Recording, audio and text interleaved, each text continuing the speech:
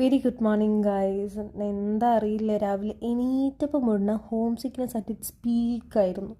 വീട്ടിൽ പോകാൻ തോന്നുക, അമ്മേനെ കാണാൻ തോന്നുക, അമ്മയുടെ ഫുഡ് കഴിക്കാൻ തോന്നുക.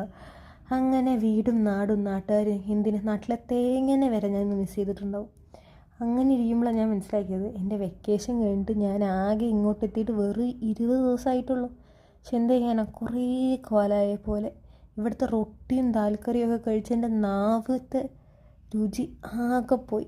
അങ്ങനെ ഇരിക്കുമ്പോഴാണ് ഇന്ന് മെസ്സ് പോയപ്പോൾ ദേടാ നമ്മുടെ ഇഡ്ഡലിയും സാമ്പാറും പിന്നെ പറയണ്ടല്ലോ. അപ്പം ഇന്ന് കുശാലായി എന്ന് വിചാരിക്കുമ്പോഴാണ് മനസ്സിലായത്, ഈ ഇഡ്ഡലിക്ക് സാമ്പാറിനും വല്ലാത്തൊരു നോർത്ത് ഇന്ത്യ ടച്ച്. നമ്മളെ കൊണ്ട് പറ്റില്ല.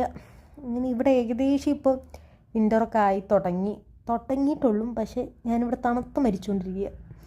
പിന്നെ നമുക്ക് കോളേജിൽ എത്തിക്കഴിഞ്ഞാൽ കാണാൻ പറ്റുന്ന കാഴ്ചയാണ്, നമ്മൾ ഈ വീട്ടിൽ മുളകൊക്കെ ഉണക്കായിട്ടിരിക്കുന്ന പോലെ കുറേ ആൾക്കാർ വെയിലത്ത് വന്ന് നിൽക്കും. ഞാനും വന്നിങ്ങനെ നിൽക്കാറുണ്ട്. വേറെ ഒന്നുകൊണ്ടല്ല, തണുപ്പ് സഹിക്കാൻ പറ്റാത്തതുകൊണ്ട് കുറച്ച് ചൂട് കൊള്ളാൻ വേണ്ടി വന്നതാണ്.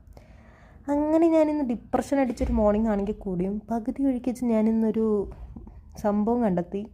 വേറൊന്നുമല്ല, ഇവിടെ ഒരു കേരള റെസ്റ്റോറൻ്റ് ഉണ്ട്, ഒരു 5-10 മിനിറ്റ് ഉണ്ടാവും.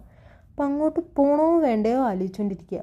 രാജസ്ഥാനിലെ മരുഭൂമി പോലെ നാവും ഇവിടുത്തെ പൊട്ടും താൽക്കൊരു കഴിച്ച് നമ്മൾ കൂടുതലൊന്നും ആലോചിക്കാൻ നിന്നില്ല, അങ്ങോട്ട് പോയി. കുറേ കാലത്തിന് ശേഷം ഈ ചോറും ആ പപ്പടവും ചൂട് സാമ്പാറൊക്കെ കണ്ടപ്പോൾ കിട്ടിയ സന്തോഷമുണ്ടല്ലോ, അതുപോലും എനിക്ക് എങ്ങനെയാണ് പറഞ്ഞറിയിക്കേണ്ട അറിയില്ല.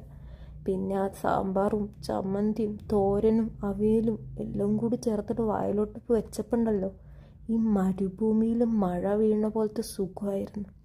എന്തൊക്കെ പറഞ്ഞാലും നമ്മുടെ നാട്ടിലത്തെ ഫുഡൊക്കെ അത് എന്തൊക്കെ പറഞ്ഞാലും നമുക്കൊരു ഇമോഷനാണെന്ന് എനിക്ക് ഭയങ്കരമായിട്ട് ഫീൽ ചെയ്തൊരു സമയമായിരുന്നത്. ഞാൻ ഈ ചോറ് കഴിച്ചുകൊണ്ടിരിക്കുമ്പോൾ ആ റെസ്റ്റോറൻറ്റ് ചേട്ടൻ എന്നോട് ചോദിച്ചു, ചോറ് കുറച്ചും കൂടി വേണോ മോനെ എന്ന്. അതും കൂടി കേട്ടപ്പോണ്ടല്ലോ എൻ്റെ നെഞ്ചങ്ങോട്ട് ഇടുങ്ങിപ്പോയി.